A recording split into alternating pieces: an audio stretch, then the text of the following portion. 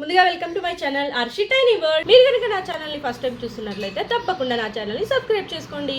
వీడియోని అయితే మధ్యలో స్కిప్ చేయకుండా ఎండ్ వరకు అయితే చూసేసేయండి.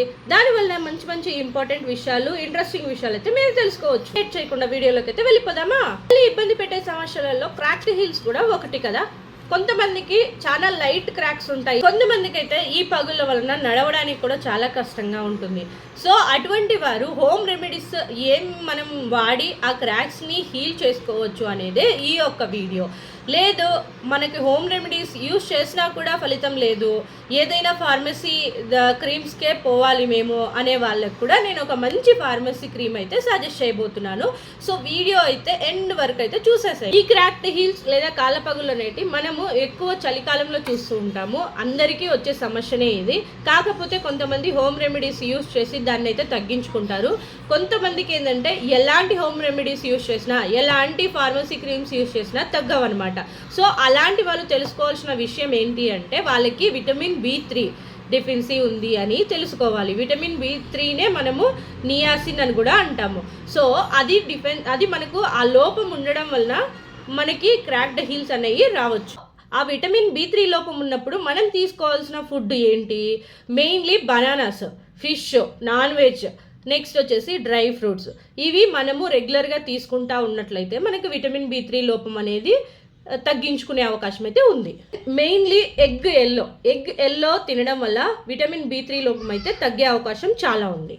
హోమ్ రెమెడీస్ యూజ్ చేసి కాళ్ళపగులను ఎలా నివారించుకోవాలి అంటే, మనకి టైం దొరికినప్పుడు హాట్ వాటర్లో కొద్దిగా సాల్ట్ వేసి మనము మన కాళ్ళని సోక్ చేసి క్లీన్ చేసుకుంటూ ఉండాలి. ఇంట్లో అయితే రెగ్యులర్గా ఇలాంటి కాళ్ళపగులు ఎవరికైనా ఉంటే యూజ్ చేసే ఒక హోమ్ రెమెడీ ఏంటంటే, మేమైతే సమురు అంటాము, అదే క్యాస్టర్ ఆయిల్, అదే ఆముదం అని కూడా అంటారు.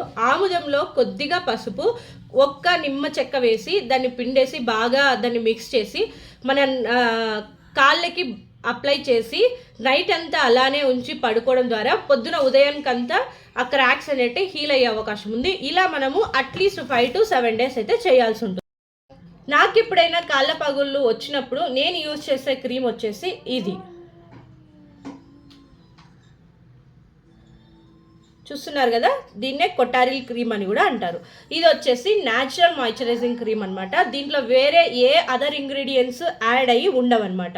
ఇది మనకి ఈ ఎల్బోస్ కానీ నీస్ కానీ బ్లాక్గా ఉంటాయి కదా, అక్కడ కూడా మనం అప్లై చేసుకోవచ్చు. దీని ద్వారా అయితే మంచి రిజల్ట్ అయితే ఉంది.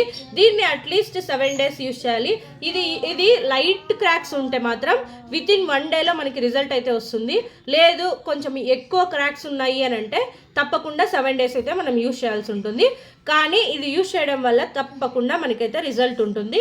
ఎందుకంటే నేను పర్సనల్గా యూజ్ చేశాను కాబట్టి మీకు నమ్మకంగా చెప్తున్నాను. క్రీమ్ మనము డైలీ 2 times లేదా 3 times మన కాలు బాగా క్లీన్ చేసుకున్న తర్వాత ఈ క్రీమ్ అనేది అప్లై చేసుకోవాలి. 3 times యూజ్ చేయడం వల్ల మంచి రిజల్ట్ అయితే ఉంటుంది. ఈ ప్రైస్ విషయానికి వస్తే ఇది వచ్చేసి 137 rupees. ఇది మనకి నియర్లీ ఒక 2-3 months అయితే మనం యూజ్ చేసుకోవచ్చు. ఇది ఐ హోప్ ఈ వీడియో మీ అందరికీ నచ్చిందని అనుకుంటున్నాను.